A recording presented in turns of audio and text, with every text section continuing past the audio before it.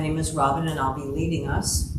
I know there's at least one person who is new to Zen. Is anyone else new to Zen meditation or have no idea what I'm talking about? One person. Okay. All right. Do you otherwise have a meditation practice? And you do too. Okay. And everyone else has a meditation practice, so it's not too foreign to you. Okay, great. So what you're going to find is what makes Zen meditation different from other meditations that you may have done here, for example, or elsewhere, is it's a silent stillness practice, and those two aspects are emphasized. So I'll talk a little bit about posture, the recommended posture, trying to be still, and the silence. So obviously there's not going to be any chatting, and I'm not going to be giving you instructions as we're sitting. So other than that, it's pretty similar to maybe what else you have done. There's a slightly different technique. So in Zen, it came from the Japanese Buddhists, and they really stress posture. And I think for a good reason. If your body is upright, you're alert. So that would be one reason for it, because particularly with Americans, we're not used to sitting in silence. We tend to fall asleep. So what can we do to keep ourselves awake? Well, we can sit straight, okay? So you're going to want to just now go ahead and sit however you are. If you're sitting on a cushion, have your back straight. If you're sitting in a chair, back straight, okay? Your head is on, straight, okay? And we're going to try to maintain a posture that you think that you could maintain for, let's say, 20 minutes. That's the average time for the meditation. So, what are you going to do with your hands? Your hands could be on your lap. Your hands can be in a mudra. This is a mudra that some people use. And one hand holds the other, and then the thumbs are lightly touching. What's the purpose of that? It's traditional, and if you just have the awareness of the touching of the thumbs, that gives you something else to focus on besides what might be circulating through your brain, okay? So you've got your hand position, you've got your body position, and if you can possibly, let's say you have an itch. What is our normal reflex to do if we have an itch on our nose? Scratch it. What would happen if you didn't scratch it? Explore that. So let's say you're meditating and your nose is itching. See what it would be like to not scratch it. So stillness, okay? The eyes. The eyes are recommended in Zen tradition to be slightly open. Now for some people that's just absolutely undoable, and if you feel like you have to have your eyes closed, do that. I personally find if my eyes are closed, I start feeling dreamy and sleepy, and I'm not meditating before I know it, I'm sleeping or dozing. So do what works for you. If you have your eyes closed and you notice you're falling asleep, oops, I better wake up, because we're here to meditate. So that's our job while we're meditating. Okay. So what are we going to do besides thinking? Because thinking will happen. There's no switch anyone's ever been able to find to turn off the thoughts that I'm aware of. Okay. So the suggestion is to follow the breath.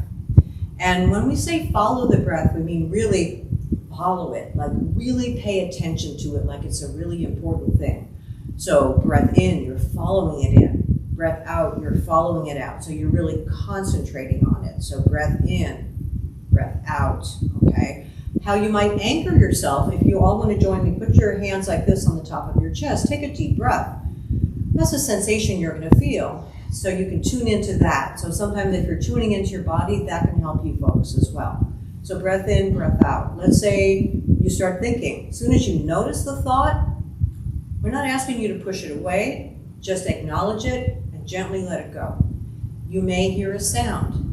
The sound may also remind you, oh, I was just daydreaming. Let me come back to my breath, all right? So that would be the technique. We will do that for approximately 20 minutes, okay? You can all do it. I know you all can do it, okay?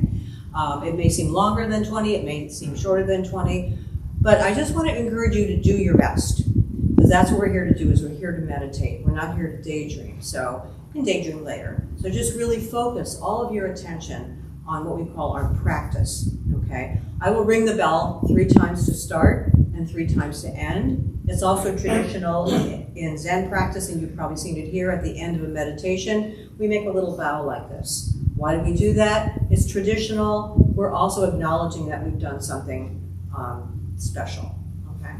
You don't have to bow back, but if you'd like to join me at the end, you can do that.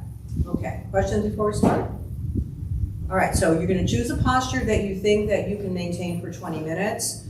If you're sitting in a chair, if you can have both feet on the floor, nothing on your lap, no distractions. Okay.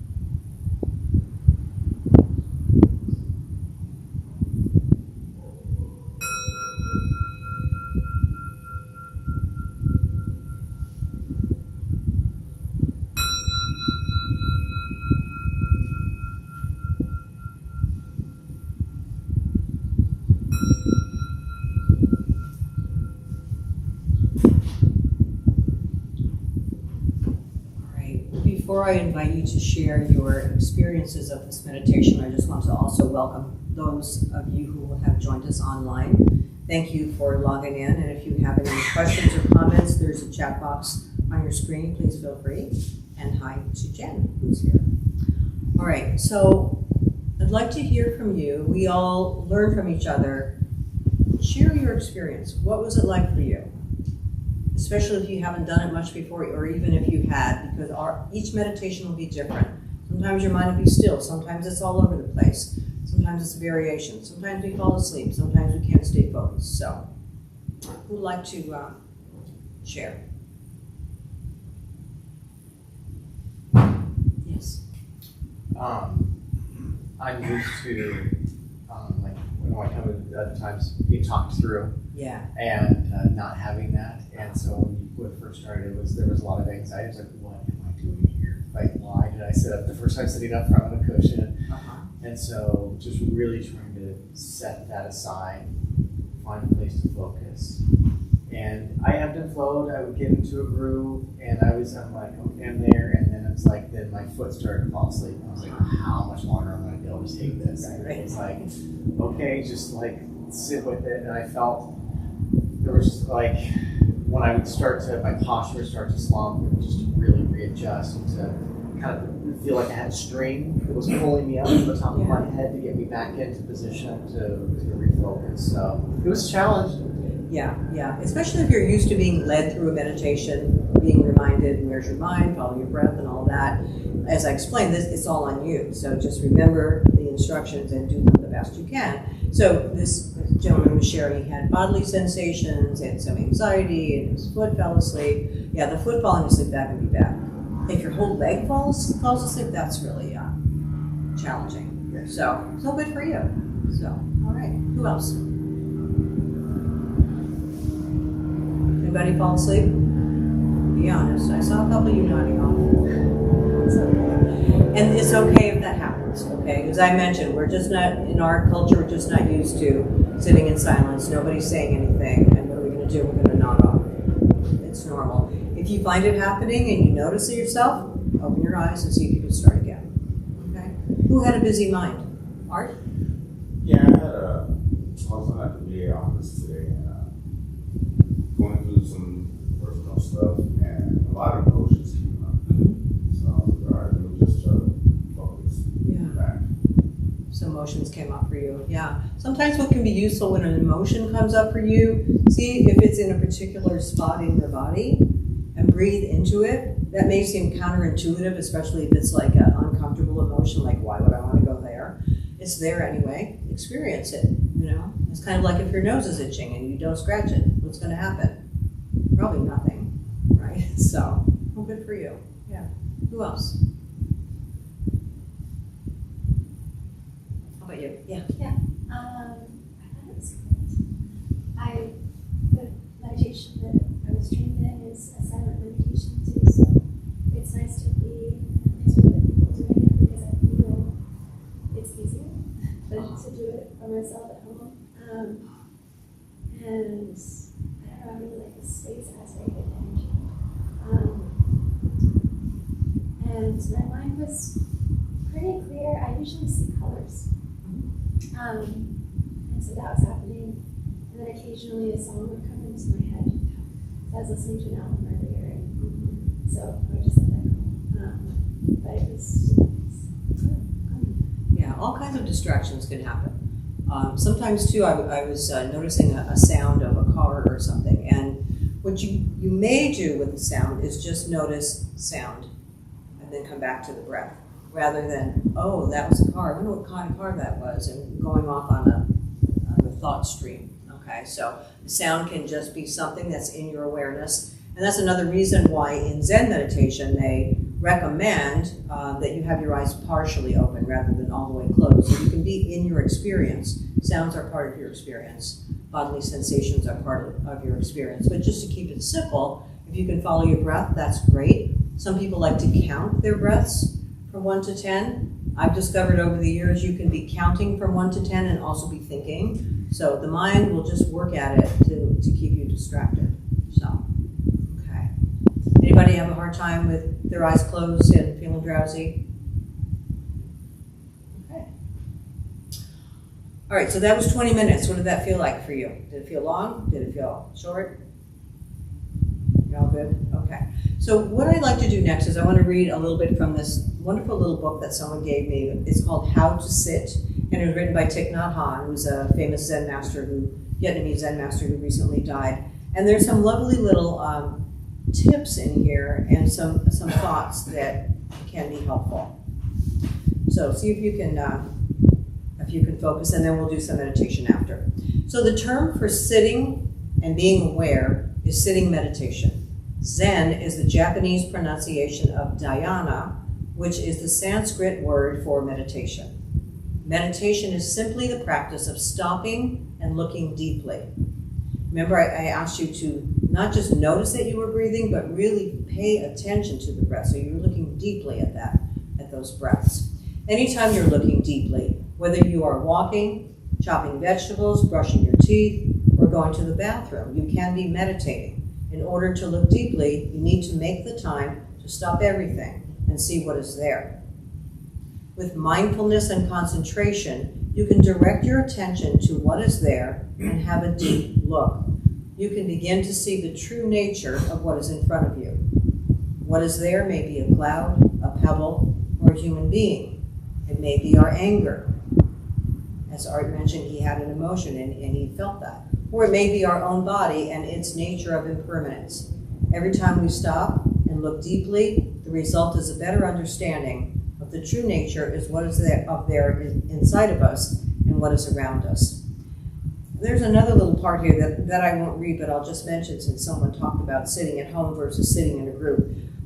Many people prefer to sit in a group. It's kind of like, I don't know, group pressure or the atmosphere. I notice when I'm in a group and if somebody's like really sitting, like the expression is sitting like a mountain, it kind of inspires me to like straighten up and focus, okay? So sometimes that can be helpful. Some people find it's just easier, more convenient, whatever, to sit at home, whatever works for you. Who has a home practice? Who sits at home? Yeah. How does that work for you guys? Anybody jump in? I would say this year I moved into 2 different places. I was using places in the bedroom floor, then I said, oh, I'll go to the other rooms. Then I started setting up a sitting place in the other room temporarily. And I find it easier, as someone was saying, to meditate in a group here than at home. Why do you think it's easier in the group? I think it's maybe the combined energy of the room, the intentionality of more minds together. Yeah, that's my impression too, but everyone's different about that. Yeah. Who else meditates at home and either prefers it or doesn't? Yeah, Jerry. Yeah, I mean, I meditate at home most days, but when I'm at home, I'm thinking it's really easy to get distracted by I need a vacuum and stop for everywhere. Like, I haven't read that book yet. I've been trying to get to it. Right. You know, just like home things are still very swirly. Right. Just coming here, it's a subtle space. Right. It makes it like 2% easier to focus. Yeah, I agree with that. Yeah, Meredith, you had your hand up. What is it like for you sitting at home? A lot of times when I sit at home, I'll put earphones in or earbuds in and listen to chanting or the Heart Sutra or something. When I first started to sit at home, I would actually play from YouTube Jeff's guided meditation on a Tuesday or Saturday, just to get me into the zone of needing to focus on that and not everything else in the house. Now it's a little easier because I've practiced it a little bit longer. And I just do it on days when I don't come here, just to keep consistency. I prefer to sit here, even if I'm coming at 8 in the morning or at noon, when there's hardly anybody else here, there's no guided meditation, it's just the intention of the space to sit and do it. So I prefer to meditate here, but I do it at home. Yeah, I understand that. Yeah, I also agree about the group intention and the group energy and the intention of the space. There's something about walking into this space, and sometimes there's incense, and it just kind of reminds you what you're here for. You know, and you can have that at home. You can light a candle, you can light incense, and then you can also be thinking about, oh, I should get to that, and oh, the cat just walked across my lap, or oh, whatever, a million distractions. So, but just do what works for you. There's no really right or wrong way to do it. The thing that we just encourage you to do is just to do it. Just let it be a habit. Like, you know, you brush your teeth every day, try to meditate every day. It could be 5 minutes, it could be 10 minutes, it could be longer. If you are drawn at all to the silent stillness practice of Zen that we just did and we'll do again, you have an opportunity to do that here in the mornings, Monday through Friday, and also at noon. There's an hour. Okay, so from 8 to 8:25, then there's a 5-minute break, and then we go again till 9, and then at noon the same kind of situation. So some people find it more challenging to not have anyone guiding them along. Some people find it distracting to have someone saying things while they're meditating. But just find something that works for you and do that. Okay? Any more comments or questions or reflections? Yes, Art. Yes, I'm still at a halfway house, and I looked down here because there's 30 of us. Uh-huh. So, you know, we have a house manager, and, you know, behind us, you know, making us make sure that we're doing what we're supposed to be doing. So I like the peacefulness and the quietness. Yeah. I think sitting in a group can be very helpful. Yeah. Okay. All right, so we're going to do another sit. And so again, just to remind you, find a posture that you think you can maintain for maybe 20 minutes, maybe a little less. Back is straight, your hands are going to be however you're going to put them. If you're going to focus on your breath, focus on your breath. If you're going to allow sounds in, just know, and there's nothing wrong with that, just notice sound, come back to the breath. See what you can be aware of, because this is an awareness practice as well. So you may notice the sensation, those of you who are close enough to feel the breeze from the fan, notice how pleasant that is. And that's okay to acknowledge that as part of your experience. Okay, your eyes can be open or closed, hands can be in your lap or however you have them. If you get an itch, make an attempt to not scratch it. If your foot falls asleep, I don't know what to tell you. Okay.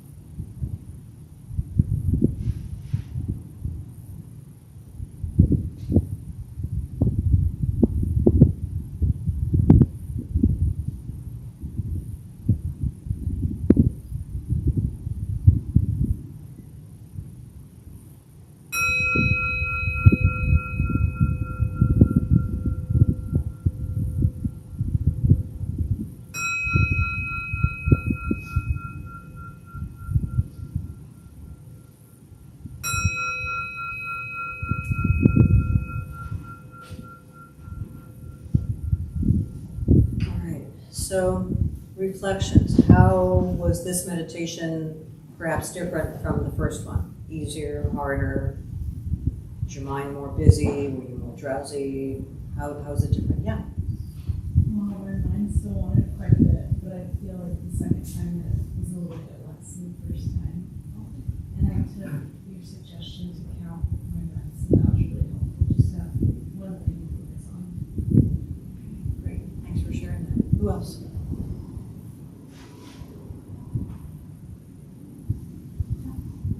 I found this time more difficult than the previous time. The first time, I found myself remembering when you said, "Oh, you can daydream later." Yeah, okay, yeah. And going back to thinking thoughts. So I just found myself getting frustrated over something. Yeah, thanks for sharing. Especially if this is new for you, it's challenging. Especially if no one's guiding you and reminding you, follow your breath, where's your mind, and all of that. It's all on you. So that can be a challenge. Some people enjoy the silence and they just settle into it and let it envelop them, and other people are like, wait, what was I doing? So just pick a practice that works for you. Okay. Any other reflections? Questions? Complaints? Okay. So the thing is, try to have a practice. We're giving our minds a vacation from all this constant dialogue, because if you ever notice it, you're always talking to yourself, constantly. So this is the chance to do something else, to focus on being where you are, being in your experience. Kind of gives your mind a break, and it puts you more in your life, because you're noticing it, you're paying attention. I'm breathing, I'm hearing sounds, I'm feeling things. And practicing, it will change your life. It will help you to be more focused. You will be better able to concentrate and pay attention. So keep on trying. Okay, so we're going to close with a transfer of merit. If you would feel comfortable, please join palms. May the benefit of this practice be shared with all beings in all directions. May all beings be at peace. May all beings be free from suffering.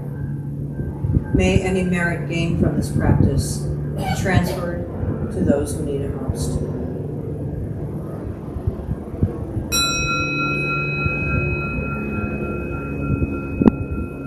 Great. Before you go, our host Meredith has some announcements to share with us.